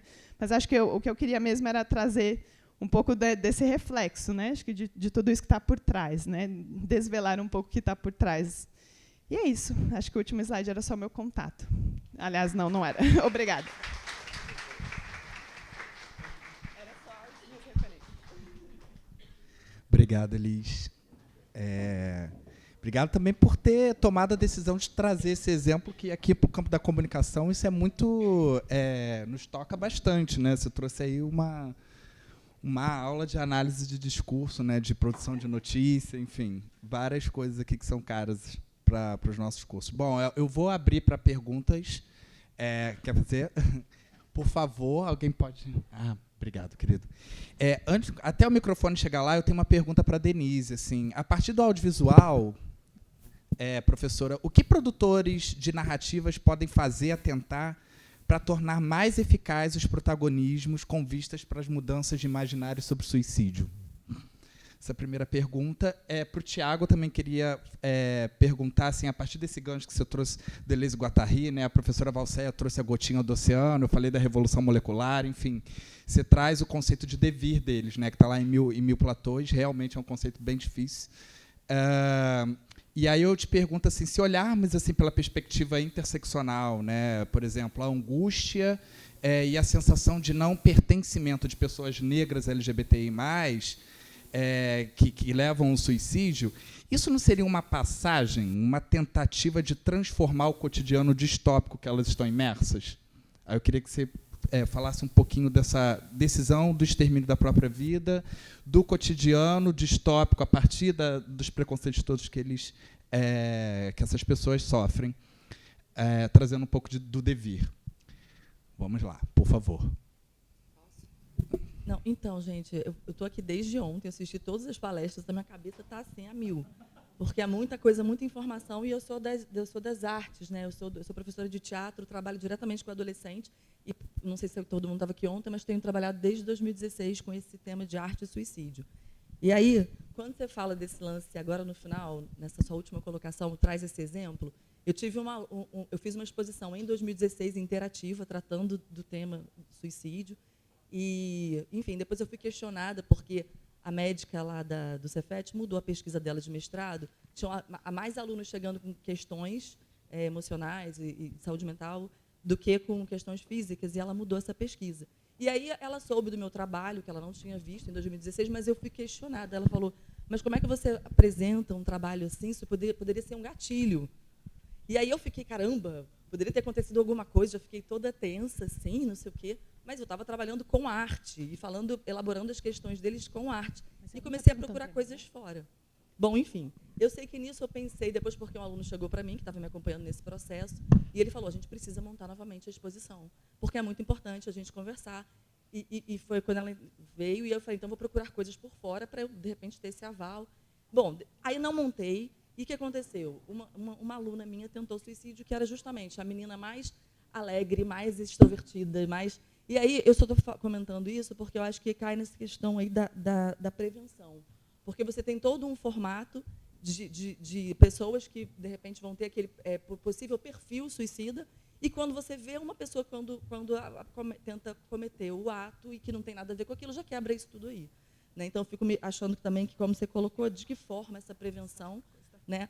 E aí, quando você falou, Tiago, sobre a questão do celular como uma extensão do corpo, essa é uma questão que eu coloco para todos vocês, eu sempre pensei isso também, porque desde o Brecht, quando ele fala que os aparatos eletrônicos acabam dominando a gente, em que sentido a gente não está o tempo todo ali, mas eu penso assim, que eu acho que não é nem uma extensão, é deslocamento, porque eu sinto assim, com os adolescentes na prática, que é como se eles tivessem, o corpo se deslocou para lá. E aí eu fiquei pensando até sobre essa questão do filme que você mostrou, né? por que eles escolheram esse lugar do filme, por que não uma peça de teatro que poderia ser apresentada, porque eles já estão nesse lugar da imagem, eu sinto, muito mais, e que vai ter muito mais gente vendo aquilo ali. E eu penso que talvez, essa é uma outra pergunta, talvez isso seja um lugar muito interessante da gente pegar um filme desse, apresentar para os alunos e discutir, colocar essas questões todas ali, porque se eles estão falando, e se tem tanta gente vendo, e se eles estão comentando, é porque isso está vindo deles. Está encontrando tanta ressonância. Aí eu fico pensando até nessa questão que vocês colocaram da mídia, de como talvez seja uma coisa super interessante para ser um ponto em que já está ali, mas se debater e colocar, né? E fico pensando também quando você colocou também a questão da interdisciplinaridade, porque eu sou das artes, assim, para mim é muito interessante estar transitando aqui. Então, para dizer que eu estou super aberta, facinha, se vocês quiserem, estou aqui super disponível, porque eu trabalho com isso diretamente com os adolescentes. Então, acho que pode ser uma troca potente, assim, mas essas são as minhas questões. Tá bom. Tem alguém mais? Assim, só para a gente começar a responder, e, por favor, se puderem ser objetivas um pouquinho mais. Todos. Bom, eu queria falar uma coisa, que é o seguinte, o tema do imaginário, de quem é o suicida, ele é uma coisa muito cara para mim, né? E eu acho que foi o que uniu a fala de vocês. Quando a Denise falou sobre os alunos dela e a perspectiva que eles têm, isso me espantou muitas vezes, quando eu estava com os alunos, que eles tinham o primeiro contato com as pessoas que tinham tentado suicídio, e eles falavam, nossa, professor, ele conversa, ele raciocina direito, né? Então, a gente tem um imaginário construído sobre o suicídio, que apareceu na sua fala, da Elis fica claríssimo, parabéns, Elis, pela sua clareza. Bom, e depois a gente conversa outras coisas, e esse imaginário construído que foi parar onde? No meio digital, né? Ele é uma extensão. E, então, eu queria falar um pouco disso com vocês, sobre a questão do imaginário, e atrelar com a questão das cartilhas. Porque eu acho que assim, o imaginário sobre suicídio foi construído socialmente, a mídia não tem que ser penalizada, porque ela é apenas mais um instrumento no meio de tudo isso que está acontecendo. Como as pesquisas também são. Porque, do mesmo jeito que essa construção imaginária desse potencial suicida é feita na mídia, ela é feita nos grupos de pesquisa. Então, a gente vê construções desse potencial suicida com transtorno mental, impulsivo, louco, e é isso que a gente encontra nas grandes pesquisas financiadas pelos órgãos de fomento. E ontem, vou provocar o Tiago, numa conversa particular, ele falou sobre reserva de mercado, porque o suicídio virou um produto dentro do mercado, a ser consumido, a ser vendido, a ser comercializado. E é muito difícil romper com isso. Então, muitas vezes, eu pareço um pouco pessimista, porque eu acho que as soluções são muito complicadas, porque os problemas são estruturais. Porque esse imaginário está construído. Então, como o Tiago, eu fico muito feliz de hoje conseguir falar isso publicamente, porque, quando eu comecei a falar, eu quase fui expulsa da universidade, porque eles não queriam que eu discutisse suicídio nesse formato. Então, reserva de mercado. Por favor, Tiago, dê suas considerações de vocês sobre o imaginário. Acho que ele tem uma pergunta sobre... Aí a gente encerra. Não, muito rápido. Não, é só para complementar a fala da Fernanda, que eu acho interessante essa questão, né, ficou se discutindo bastante, o que a mídia produz, o que é produzido pela mídia. Ontem teve a discussão do suicídio do Flávio Migliaccio, né, e eu lembro que logo que saiu aí a morte dele, a ABEPS, né, Associação Brasileira de Estudos e Prevenção do Suicídio, lançou uma nota, e é muito interessante ver a constituição da nota, né, porque... eles começam, né, então, esse conjunto de especialistas, né, do suicídio, eles começam a nota dizendo, não, veja bem, o suicídio, ele, né, apesar do ator ali dizer que é questão da sociedade, não pode ser reduzido à sociedade, o suicídio tem múltiplas causas, é multifatorial, entretanto, a depressão, a depressão tem que ser tratada, tarará. Eu lembro que meses antes teve um suicídio também de um empresário num leilão, se eu não me engano, era alguma coisa assim, na frente de todo mundo e tal. mesma coisa, todo mundo falou que era por questões econômicas, né? E aí saiu uma nota muito parecida da ABEPS, né? Veja bem, não dá para reduzir o suicídio ao desemprego, a falência econômica, o suicídio ele é multifatorial, não sei o quê, mas a depressão precisa ser tratada, depressão. E a gente fez uma brincadeira aqui, né? Porque na fala aqui da pesquisa da Elis, a dona Amália ela poderia então fazer parte da ABEPS aí, né? Porque ela fala exatamente isso. Não, o suicídio eu acho que tem várias causas, mas no final a pessoa deve estar meio desesperada, né? Deve ser uma depressão e tal. Mas assim, eu faço essa brincadeira, mas para de novo insistir como muitas vezes organizações a princípio de especialistas estão reproduzindo o discurso de senso comum, né? Que a gente encontra numa senhora andando no viaduto do chá, né?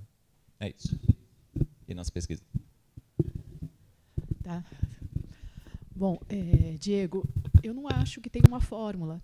Eu acho que filmes são produtos culturais, né? E como produtos culturais, eles expressam, né, o seu tempo histórico, suas abordagens e suas questões. O problema é a gente ignorar que eles existem quando faz o discurso sobre suicídio. Nesses filmes que eu botei aqui, é lógico, a maioria aponta a questão da saúde mental como fator decisivo, né? E acho que a gente tem que fazer isso. Enquanto pesquisador da comunicação, que analisa e investiga, levanta os produtos midiáticos, a gente tem que ver que tipo de discurso existe ali, né? Levantar esse material, discutir e problematizar. Mas não tem uma fórmula mágica, né? Eu ainda estou com o Camus lá atrás, quando ele fala que o suicídio é a única questão filosófica, sabe, que existe. Então, assim, eu acho que a gente é muito pretensioso no sentido de achar que dá conta. A gente não dá conta, eu acredito nisso profundamente. Então vamos ficar parados já que a gente não dá conta? Não. Eu acho que a gente tem que fazer diagnósticos e propor discussões, debates, e questionar e tensionar. Fiquei muito feliz de ver o pessoal tensionando aquelas orientações da OMS, Organização Mundial de Saúde, porque eu sempre achei aquilo um horror. Sabe? Como assim? Sabe? A gente sabe. E eu acredito profundamente, sou alguém da comunicação que acredita profundamente na história. Eu acho que a gente tem que fazer, sabe, faz parte dos conteúdos aí disciplinares, estudar a história do suicídio também. Sabe, ver quanto ele foi glamuroso, tal, porque isso está tudo circulando na cultura ocidental, né? Continua circulando, né? O suicídio heróico, tem várias chaves. Então, assim, eu acho que tem que ser por aí, Diego. Não acho que um filme, uma coisa, é a somatória de filmes que repete, né, os mesmos argumentos. Eu acho que isso a gente tem que fazer o diagnóstico, né? Porque se repete sempre mesmo argumentos. É lógico que para a família que perdeu, é muito mais, entre aspas, vou usar a palavra horrível aqui, tranquilo, dizer que a criança tem saúde mental, desde criança a pessoa estava assim, assim, assim. É mais confortável. Agora, que direito eu tenho de julgar a dor desses pais? Não posso julgar, não posso ajuizar. O que eu tenho que fazer é fazer o diagnóstico. É esse argumento que é usado. O quanto isso está afinado com outras questões da cultura, da arte. Então, é isso que a gente tem que fazer. Agora, a gente sabe que nós estamos num território nesse momento terrível, né? Aí eu concordo muito com a Fernanda, quando ela fala que, né, do achatamento, né, das questões mesmo existenciais que tem havido em função das redes sociais, das mídias sociais. Acho impossível a gente não fazer esse diagnóstico.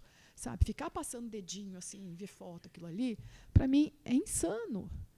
Sabe? É totalmente insano. A gente não tem mais um olhar para a fotografia, não tem, sabe? Não tem espaços de contemplação estética, sabe? A gente vai dar oficina daqui a pouco. Eu acho que a gente tem que brigar por isso, mesmo que seja contra a corrente ou a contrapelo, como diria o Walter Benjamin, que se mata. É um suicida. Até hoje, todo mundo que ama o Benjamin fala, ai, meu Deus, por que ele não esperou mais meia hora, uma hora? A gente não conheceu o Benjamin, a gente conhece os textos do Benjamin, mas que perda, meu Deus. Então, assim, eu acho que essa compaixão é positiva, não é ruim. A gente tem que reforçar a compaixão, né? Saber que a pessoa poderia totalmente, ou não, pode ser que depois dali ele tivesse uma vida horrível. Mas esse imaginário, né, de que a pessoa poderia produzir, ser potente, eu acho que isso é saudável. Né? Não sei se eu respondi tudo, mas assim, eu acho que é nosso papel, enquanto pesquisador de comunicação, fazer esse levantamento, discutir, agrupar, ver como que o senso comum é permeado por esse tipo de argumento E não ficar julgando terrivelmente, mas compreender e localizar, né, o que é equivocado. Eu acho que uma das questões desse evento, para mim, ele será um sucesso, ó, pretensão, se as pessoas que o frequentaram saírem daqui com a certeza absoluta que o suicídio é multifatorial. Se a gente nunca mais aceitar que alguém me diz, também ele era deprimido, eu acho que se as pessoas que passaram por aqui nunca mais aceitarem essa frase, eu acho que esse evento foi um sucesso, maravilhoso, valeu a pena. Eu acho que é isso. Bom, falei um monte, né? Fiquei falando. Não sei se tinha mais pergunta, tinha? Eu vou só, não tinha nenhuma pergunta direcionada a mim necessariamente, eu queria só complementar o que a professora Denise estava falando, né? E acho que até dizer o quanto o nosso posicionamento não é julgar, né? Não é julgar essas narrativas, não é julgar essas pessoas, porque elas estão reproduzindo algo que é estrutural, né? Então, acho que o que a gente tem que fazer é justamente diagnosticar, apontar, fazer a crítica a isso, e justamente problematizando a questão é que a gente vai dar conta, né, de encontrar novas, como o próprio Tiago traz, né, novas compreensões, novas saídas, né? Então não se trata de culpabilizar quem reproduz, né, mas a gente entender de onde vem, quais são as bases e o que a gente quer construir nesse sentido, né? Acho que o Tiago traz ali na fala dele a questão do Flávio Migliaccio, e eu lembro que na época que houve ali, né, todo um movimento mesmo da classe da suicidologia tradicional, né, dizendo o quanto não se devia divulgar essa notícia porque trazia ali a carta na íntegra. A gente teve alguns movimentos também interessantes de discussão quanto, eu não lembro na época, saiu um veículo dizendo uma análise bem interessante, né? Ele mostrava a carta e ele trazia uma problematização importante da denúncia do quanto, né, o Flávio dizia ali na carta dele que ser velho era uma merda no Brasil. E aí o veículo trazia a notícia da morte, contava sobre a história e a importância do Flávio, mas também problematizava essas questões. Então falava, bom, mas o que é ser velho no Brasil, né? E justamente eu acho que essa é uma forma consciente, não deixar de dizer. Né? Então, ao contrário do que a OMS diz, né, não falem, não divulguem cartas, eu acho que a gente pode e deve fazer isso de uma forma ética, né, e crítica também. Então, eu acho que, eu não me lembro agora qual foi o veículo na época, mas foi um veículo que conseguiu dar conta disso. Ele trouxe a carta de maneira responsável, convidou a sociedade para pensar aquela denúncia, aquele sofrimento específico. Então, acho que se trata de achar alternativas como essas, né, por exemplo.